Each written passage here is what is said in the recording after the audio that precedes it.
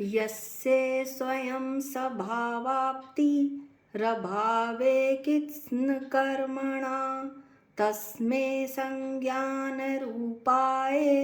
नमोस्तु परमात्मने।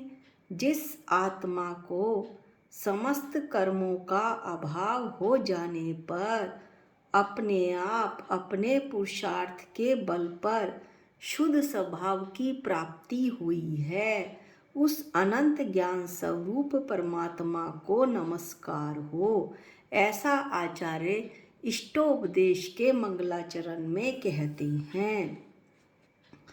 आज हम कारिका नंबर 6 का अध्ययन करेंगे। इसमें पिछले कारिका में हमने सर्ग सुख से में क्या मिलता है इसका वर्णन किया था।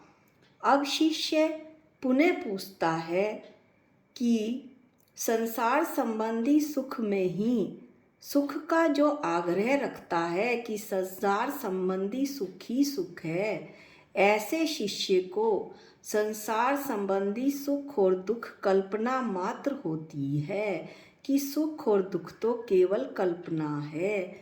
यह बतलाने के लिए आचार्य श्री श्लोक कहते हैं। कारिका नंबर 6। वासना मात्र में वैतत् सुखम दुखम च देहिनां तथा युद्वे जयन्ते ते भोगा रोगा इवापदी। वासना मात्र में वैतत् सुखम दुखम च देहिनां तथा युद्वे जयन्ते ते भोगा रोगा इवापदी।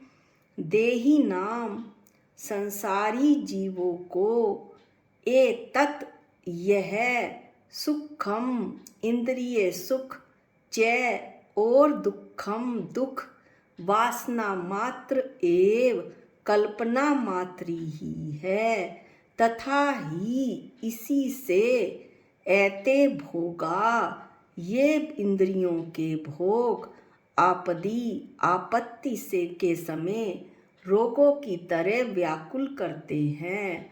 संसारी जीवों के ये इंद्रिय सुख और दुख एक कल्पना मात्र है, इसी से ये इंद्रिय के भोग आपत्ति के समय रोगों की तरह व्याकुल करते हैं।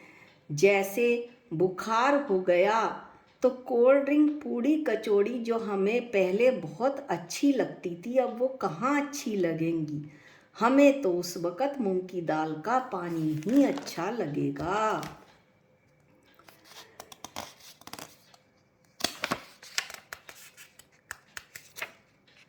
तनधारी जीवों का सुख तो मात्र वासना का जल है, दुख ही दुख है सुख सा लगता मृग मरीचिका का जल है। संकट की घड़ियों में जिस विध रोग भयंकर उस विध है, भोग सताते भोक्ताओं को भोग हित कर किस विध है। अब हम इस कारिका की एक पिक देख लेते हैं ताकि आपको और अच्छे से ये समझ में आ जाए।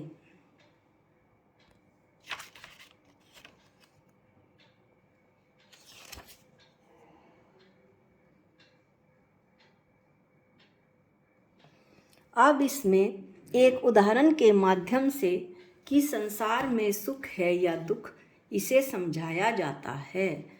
संसार में सुख और दुख हमारी मान्यता का है, वास्तव में मानने का है। वासना से भी यहाँ पर मतलब मान्यता है, संस्कार है। हमारा भ्रम है कि संसार में ना तो सुख है ना दुख। एक उदाहरण देखते हैं। एक सेठ जी का मकान था, उसमें सुबह सुबह आग लग गई। जो पिता है वो रोता जाता है कि आग बुझाओ आग बुझाओ। इतने में बड़ा बेटा आ गया। पिताजी क्यों रोते हो? बेटा, एक मकान था, ये इसे बेचना भी था, किंतु यह बिक नहीं रहा था और ये रात्रि में जल गया। पिताजी, कल रात्रि को मैंने और छोटे भाई ने मिलकर इसका सौदा कर दिया। अब यह मकान अपना नहीं है। इस प्रकार सुनते ही पिताजी का रोना बंद हो गया। मकान अब भी जल रहा था। थोड़ी देर बाद छोटा बेटा दौड़ता हुआ आया। पिताजी क्या कर रहे हो?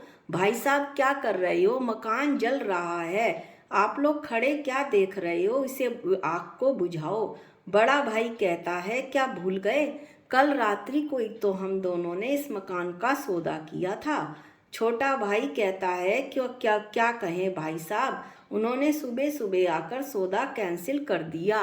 पिताजी का रोना फिर से प्रारंभ हो जाता है। मकान अपना था, जल रहा था तो दुख हुआ। अपना नहीं रहा तब भी जल रहा है, किंतु दुख नहीं। जब पता लगा कि मकान बिका नहीं, अपना ही है, तो फिर रोना प्रारंभ हो गया।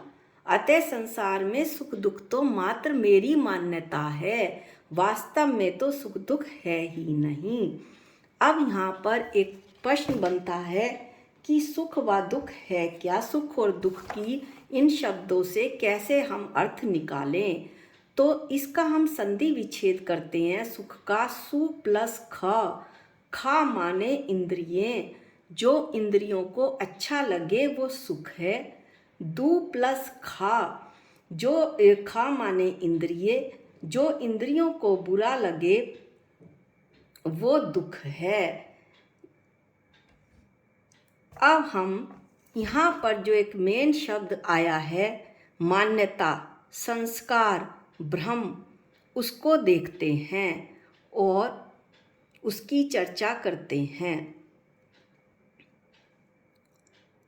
यहाँ पर वासना मात्र में वै तत् सुखम दुखम च देहिनाम, जो वासना का अर्थ है वो है, इसका मतलब है जिसमें हमारा पहले वास रहा हो, जिसमें हमारा पहले भाव रहा हो, उसी भाव को हम पुनः अपने अंदर जागृत कर लेते हैं। वासना का अर्थ है हमारा पुराना संस्कार, हमारी मान्यता, जो हम मान्यता मानते आ रहे हैं, पहले से जो बात मानते आ रहे हैं वो मान्यता हमारे अंदर पहले कुछ कार्य कर गया। उस कार्य को करने पे जो हमारे अंदर संस्कार पड़े, वो संस्कार अपने आप हमें पुनः उसी कार्य करने को प्रेरित करते हैं। इसी संस्कार को यहाँ वासना कहते हैं। आचार्य कहते हैं कि ये जो सुख और दुख देहधारियों को हो रहा है वो सिर्फ एक वासना मात्र है, उनका पूर्व काल का संस्कार है। इस संस्कार के कारण से उन्हें सुख और दुख की कल्पना होती है। वास्तव में तो संसार में सुख दुख है ही नहीं। इसको और हम उदाहरण के साथ तो हमने बताया ही, इसको हम और भी इस तरह से कह सकते हैं कि इसका संबंध, हमारे सुख और दुख का संबंध हमारी इच्छा से है। इच्छा की यदि पूर्ति होती है तो हमें सुख मिल जाता है। सुख भी कैसा? क्षणिक।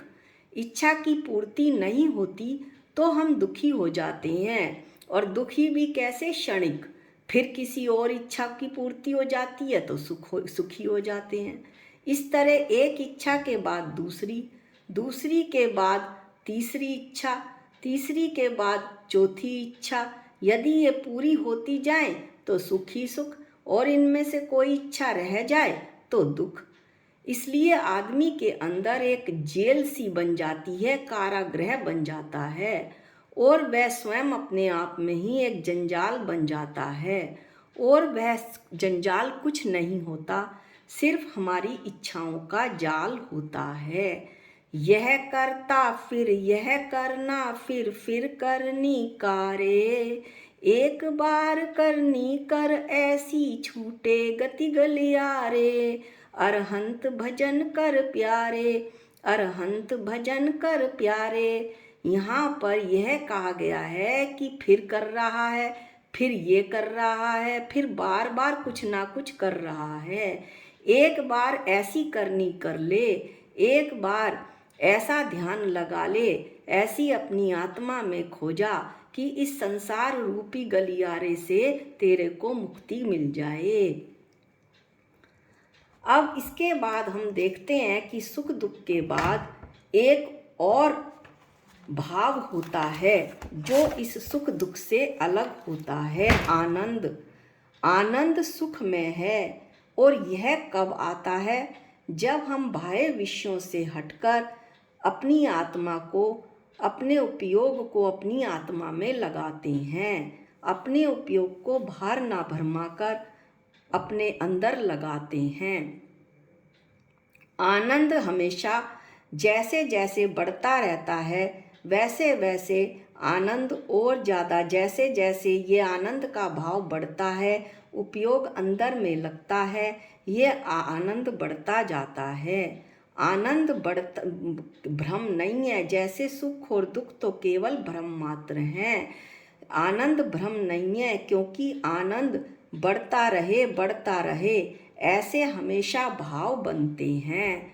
इसको हम फिर से एक दृष्टांत से समझते हैं कि गुलाब जामुन खाने में सुख मिलता है, अच्छे लगते हैं, पर 3 गुलाब जामुन खाने के बाद मैंने मना क्यों किया? यदि इसमें सुख है तो सुखियाते रहना चाहिए था। यह क्यों विचार आया कि और गुलाब जामुन खाने से तबीयत खराब हो जाएगी?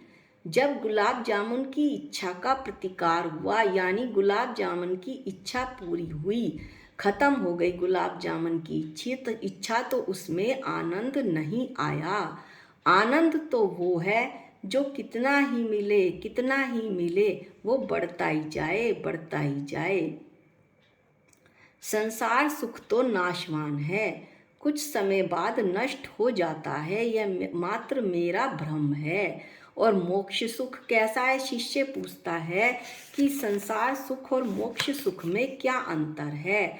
इसी बात का जवाब देते हुए कहा जाता है कि संसार सुख तो भ्रम मात्र है, आकुलता रूप है, इसमें तो व्याकुलता है। और मोक्ष सुख कैसा है?